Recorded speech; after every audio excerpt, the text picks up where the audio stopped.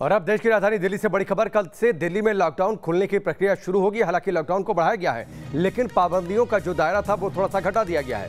पहले फेज में यानी अनलॉक का जो पहला फेज होगा उसमें दिल्ली में जो फैक्ट्रियां हैं उन्हें खुलने की इजाजत मिलेगी।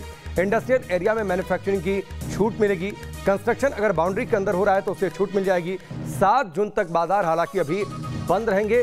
7 जून से पहले हालात ज्यादा नहीं बदलने वाले हैं क्योंकि बाजारों में पाबंदियां रहेंगी। हालांकि औद्योगिक गतिविधियां शुरू हो जाएं ठीक तरीके से, वो आगे बढ़ें, इस बात की कोशिश जरूर की जा रही है। दिल्ली सरकार का एक और बड़ा फैसला, बड़ी खबर, प्रवासी मजदूरों को रियायत मिलेगी।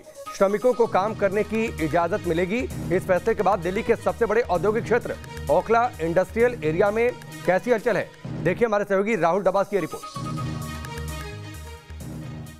डीडीएमए की बैठक के बाद दिल्ली के मुख्यमंत्री अरविंद केजरीवाल ने कहा था कि सबसे पहले अनलॉक उनके लिए जो प्रवासी मजदूर हैं, ताकि श्रमिकों का पलायन रुक जाए, क्योंकि इन मजदूरों को नौकरी की ज़रूरत, रोज़गार की ज़रूरत हमसे और आपसे कहीं ज़्यादा है।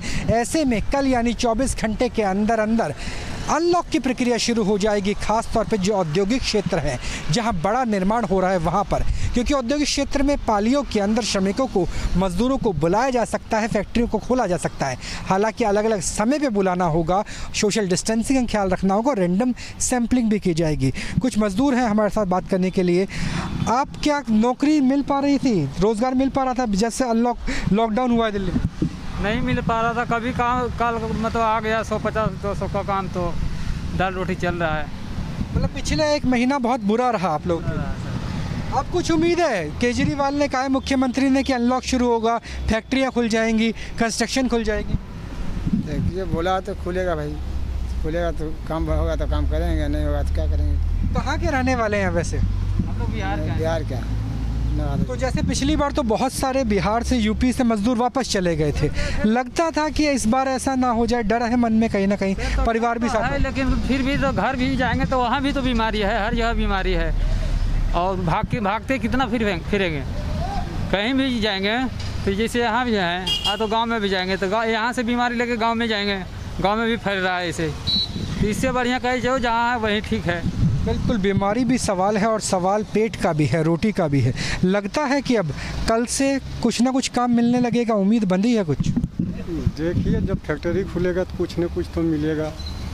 ऐसे हादसे में आदमी पड़े हुए हैं। इतनी परेशानी हो रही थी बीते 1 महीने से? परेशानी तो है ही है, तो क्या कर सकते हैं, चल ही रहा है, वैसे चल रहा है, मिल रहा है। आप भी बिहार के रहने वाले? हाँ जी, बिहार के रहने वाले। अब उम्मीद है कि अब कम से कम कुछ ना कुछ खुलने लगेगा, रोजगार मिलने लगेगा? बिल्कुल सर, खुलेगी थोड़ी बहुत। तो उम्मीद है, उम्मीद के सहारे दुनिया कायम है। उम्मीद है पेट की, उम्मीद है रोटी की, उम्मीद इस बात की कि रोज़गार मिल जाएगा, क्योंकि जब मज़दूर पसीना बहाते हैं तभी बड़े बड़े शहर खड़े होते हैं। लेकिन जब शहर ही लॉकडाउन में हो तो मज़दूरों को मज़दूरी कैसे मिलेगी? अब उम्मीद है कि सोमवार 1 तारीख से जिस तरीके से अनलॉक की शुरुआत होगी, तो उम्मीद की जा रही है कि अनलॉक में इन मज़दूरों को भी मज़दूरी मिल पाएगी और अर्थव्यवस्था का पहिया भी चलना शुरू हो जाएगा। वीडियो जर्नलिस्ट जयराम के साथ राहुल डबास, न्यूज़ नेशन, दिल्ली।